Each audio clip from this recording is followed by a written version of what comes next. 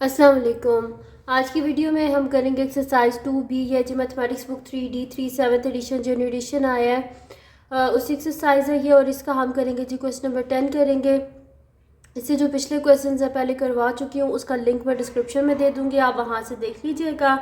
और अगर अभी तक आपने मेरा चैनल सब्सक्राइब नहीं किया तो उसको सब्सक्राइब कर दीजिए और बेल आइकन को लाजमी प्रेस कर दीजिएगा ताकि आपको न्यू आने वाली वीडियोस के बारे में पता चल सके।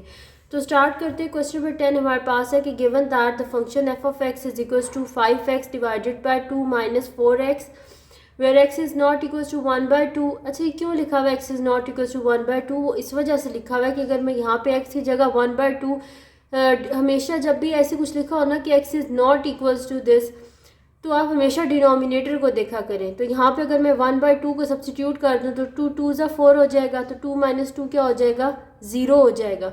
और जब डिनोमिनेटर 0 हो जाता है तो जो गिवन नंबर जो गिवन फंक्शन होता है वो क्या हो जाता है? अनडिफाइंड हो जाता है। इस वजह से यहाँ पे लिखा हुआ है कि x is not equal to 1/2। फिर उसके बाद कह रहे find f inverse of x and state the value of x for which f inverse of x is not defined. कह रहे हैं सबसे पहले क्या करना है, इसका इन्वर्स फंक्शन फाइंड आउट करना है और फिर बताना है कि जो इन्वर्स फंक्शन है वो मतलब कि किस नंबर पे अनडिफाइंड होगा। और फिर उसके बाद कह रहे हैं कि उसको इवेल्युएट करें F inverse of 4 and F inverse of -6।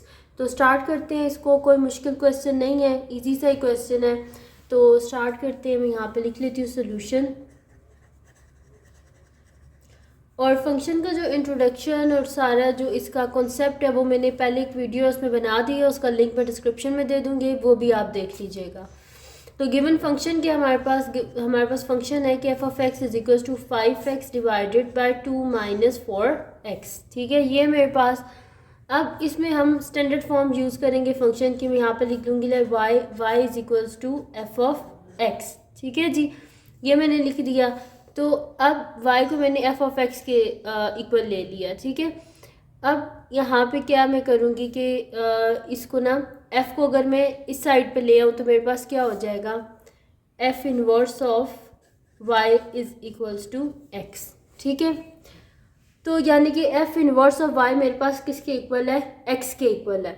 अब इसको आपने जहन में रखना है और यहाँ से हमने क्या करना है? हमने फाइंड आउट करना है x की वैल्यू को। जब x की वैल्यू आ जाएगी तो फिर हमने उसको यहाँ पे सब्स्टिट्यूट करना है और हमारे पास क्या हो जाएगा? इन्वर्स फंक्शन आ जाएगा। ठीक है, अब यहाँ पे क्या मैंने लिखा था कि y is equals to f of x. ठीक है, y is equals to f of x. तो एफ ऑफ एक्स किसके इक्वल है? 5x divided by 2 minus 4x, यानी कि y is equals to 5x divided by 2 minus 4x। यहाँ पे side पे ही आगे कर लेती हूँ। तो यानी कि y is equals to 5x divided by 2 minus 4x। अब इसको किस तरह सॉल्व करेंगे आगे? मैं इसको जो है ना वो कर लूँगी कि इसका जो डिनोमिनेटर है वो इधर मल्टीप्लाई कर लूँगी। क्या सिंपल अगर कह लें तो जिसके डिनोमिनेटर में कुछ नहीं होता, 1 होता है, क्रॉस मल्टीप्लाई कर ले, इसको इधर और इसको इधर। तो मेरे पास हो जाएगा y into 2 minus 4x is equals to 5x। तो 2y minus 4xy is equals to 5x। ठीक है जी, ये हो गया मेरे पास। इसको इस साइड पे ले जाते हैं हम तो मेरे पास हो जाएगा 2y इज इक्वल्स टू, मेरे पास आ जाएगा यहाँ पे 5x प्लस 4xy। ठीक है जी, ये हो गया मेरे पास। तो 2y इज इक्वल्स टू यहाँ पे मेरे पास आ जाएगा, यहाँ से मैं x को कॉमन ले सकती हूँ ना, तो अंदर मेरे पास क्या आ जाएगा? 5 प्लस 4y। हमें x चाहिए ना, तो ये इधर आके डिवाइड हो जाएगा, यानी कि 2y divided by 5 plus 4y is equals to x को हमने फाइंड आउट करना था ना, तो x हमारे पास आ गया है। अब इस x को हमने कहाँ पे सब्स्टिट्यूट करना है? यहाँ पर। ठीक है, कि f inverse of y is equals to किसकी था? हमारे पास x के इक्वल था। और x को हमने किस तरह फाइंड आउट किया है कि जो स्टैंडर्ड फॉर्म है फंक्शन की, यानी कि y is equals to f of x. यहाँ पे एफ ऑफ एक्स की हमने ये वाली वैल्यू को सब्स्टिट्यूट किया और यहाँ से क्रॉस मल्टीप्लाई करके x की वैल्यू को फाइंड आउट कर लिया। अब ये जो x की वैल्यू है इसको हम इन्वर्स फंक्शन जो है इसमें सब्स्टिट्यूट करेंगे, क्योंकि हमने जो है इन्वर्स फंक्शन को फाइंड आउट करना है और एंड में क्या कर देंगे? रिप्लेस कर देंगे, y को x से कर देंगे, क्योंकि हमें फंक्शन x की फॉर्म में चाहिए। तो यहाँ पे मेरे पास हो जाएगा कि f inverse of y is equals to 2y divided by 5 plus 4y।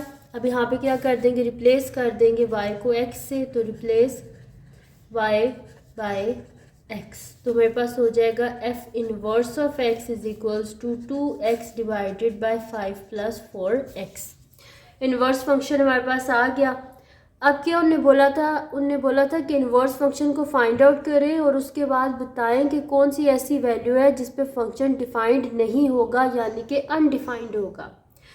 तो हम क्या करेंगे, इसके डिनोमिनेटर को इक्वल्स टू 0 रख लेते हैं और देख लेते हैं कि वो क्या वैल्यू आएगी। ठीक है, तो यहाँ पे रख लेते हैं 5 प्लस 4x इक्वल्स टू 0। तो यहाँ पे मेरे पास क्या हो जाएगा, अगर मैं यहाँ से x को फाइंड आउट करना चाहूँ तो मेरे पास हो जाएगा 4x इज इक्वल्स टू ये 5 इधर आके हो जाएगा -5, यानी कि 0 - 5। दिस इम्प्लाइज x मेरे पास क्या हो जाएगा, 0 में से माइनस करें 5 को तो क्या हो जाएगा -5 और ये 4 नीचे आके डिवाइड हो जाएगा, यानी कि x इज इक्वल्स टू -4 5/4, यानी कि जब x की वैल्यू होगी -5/4 तो ये फंक्शन क्या होगा, अनडिफाइंड। रफ में करके भी दिखा देती हूँ, देखें।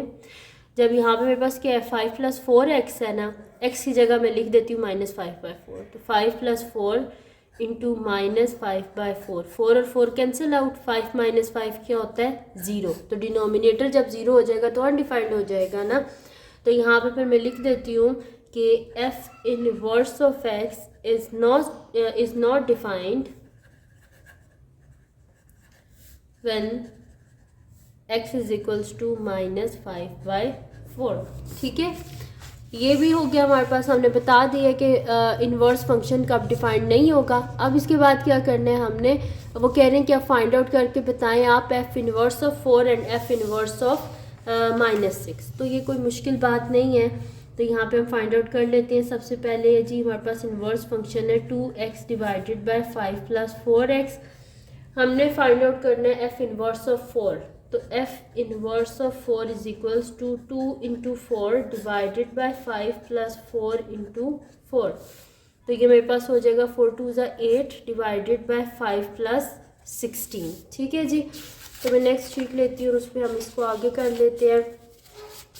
तो ये मेरे पास हो जाएगा 8 डिवाइडेड बाई 16 में 5 को ऐड करें तो हमारे पास यहाँ पे क्या हो जाएगा 21। तो ये हो जाएगा f inverse of 4 is equals to 8 divided by 21। इससे आगे फर्दर ये सॉल्व नहीं हो सकता क्योंकि ये दोनों नंबर्स किसी एक टेबल में नहीं आते। इस वजह से ये हमारे पास इसका क्या आ गया, आंसर आ गया है।